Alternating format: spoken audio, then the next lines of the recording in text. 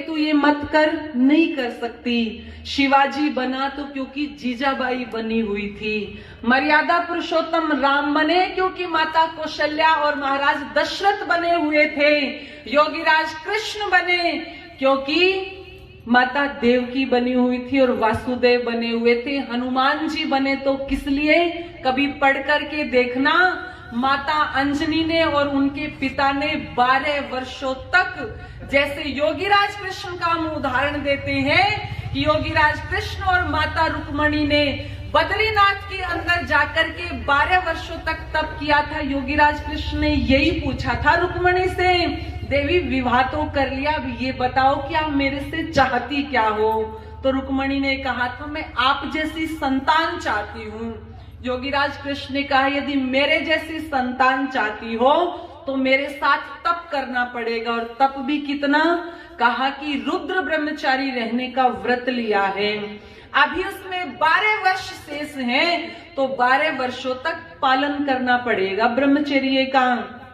बद्रीनाथ के अंदर जाकर के, आज इसको हम अपना तीर्थ मानते हैं, वहां पर जाकर के योगीराज कृष्ण और माता रुक्मणी ने 12 वर्षों तक गृहस्थ आश्रम के अंदर प्रवेश नहीं किया। 12 वर्षों के पश्चात केवल एक पुत्र को जन्म दिया जिसका नाम था प्रद्युम्न।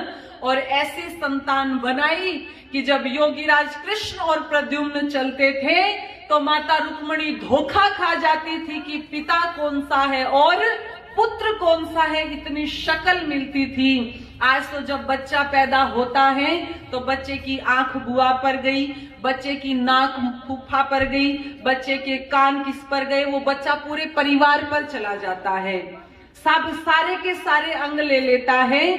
लेकिन प्रद्युम्न ऐसा पैदा किया कि रुक्मणी धोखा खा जाती थी कि कौन से योगीराज कृष्ण है और कौन सा मेरा बेटा है। प्रद्युम्न तब बना जब 12 वर्षों तक तप किया।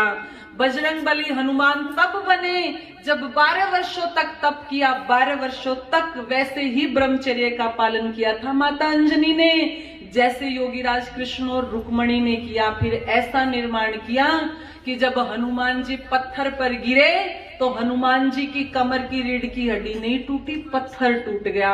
इतना वज्र जैसा शरीर माता अंजनी ने हनुमान जी का बना दिया था। ये होता है निर्माण, ये होता है निर्माण।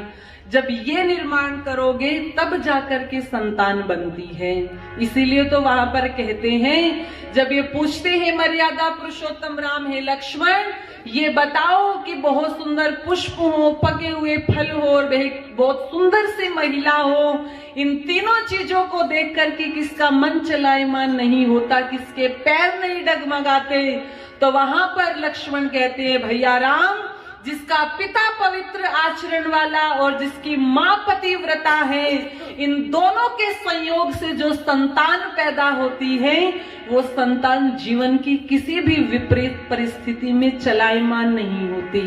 फिर वो संतान कभी भी उसके पैर डगमगाते नहीं हैं। इसलिए निर्माण करना पड़ता है। पशु पक्षियों के बच्चों को बनाना नहीं पड़ता, मनुष्यों के बच्चों को बनाना पड़ता है। इसलिए लिखी बहुत सुंदर पंक्तियां, बच्ची वाली इसे ऐसा योग्य बनाना, गुण गावे सारा जमाना, कोशिश कर दिल जान से, जग में मिलता है मान सुसंतान से। बच्चे वाली इसे ऐसा योग्य बनाना, गुण गावे सारा जमाना, कोशिश कर दिल जान से, जग में मिलता है मान सुसंतान से, जग में मिलता है मान सुसंतान से, जग में मिलता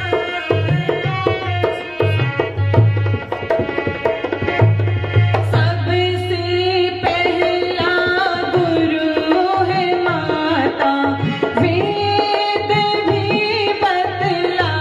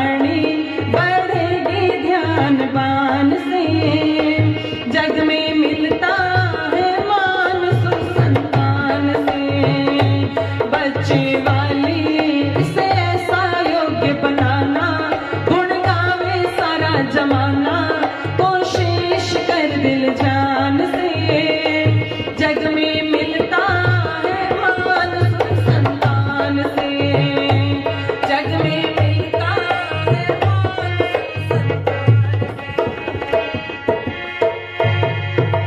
दीर्घायु बालक हो तेरा, प्रभु से हमारी है विनती, दीर्घायु बालक हो तेरा, प्रभु से हमारी है विनती, शुभ कर्मा से शौहरत हो इसकी, महापुरुषों में हो गिनती, वीर निराला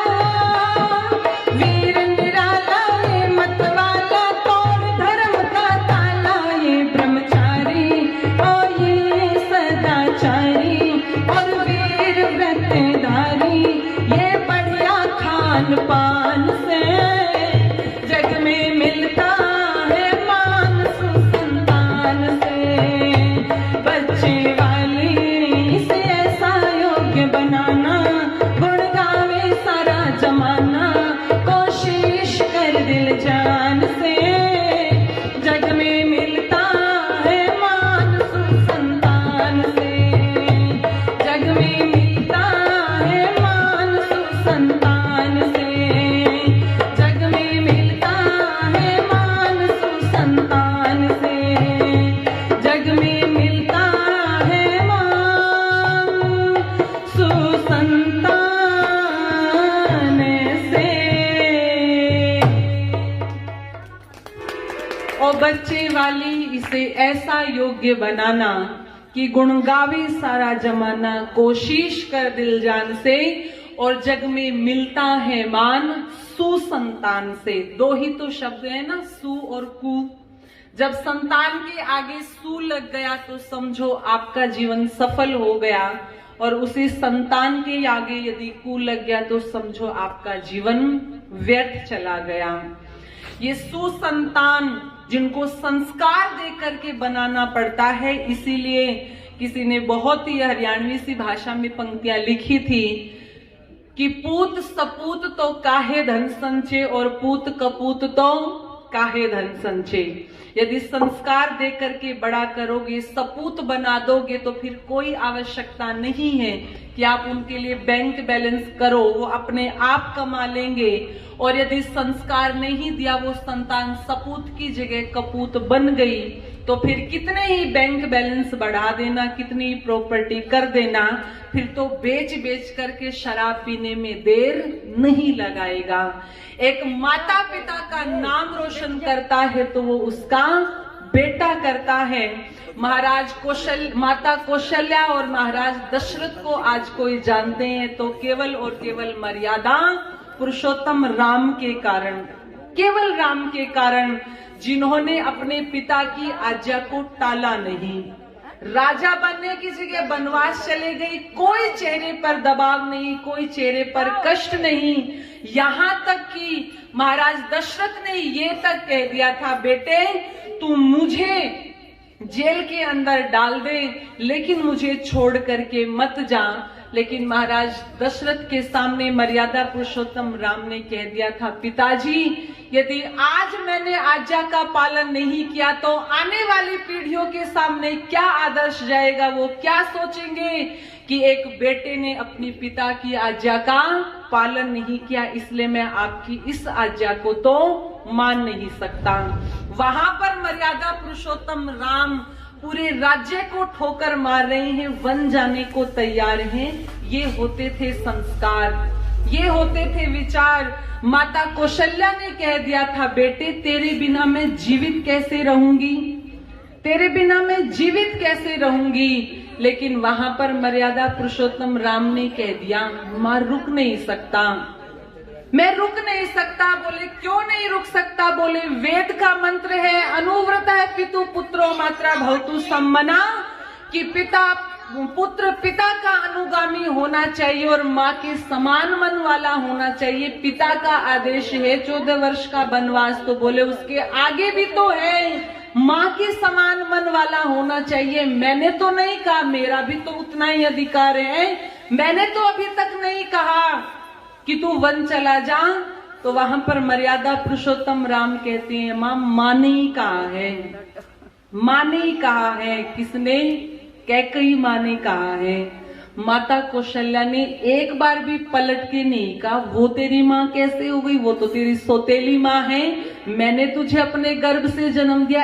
एक बार भी नहीं कहा ठीक कहा बेटे, तू मर्यादा में बंधा हुआ है तो कोई बात नहीं।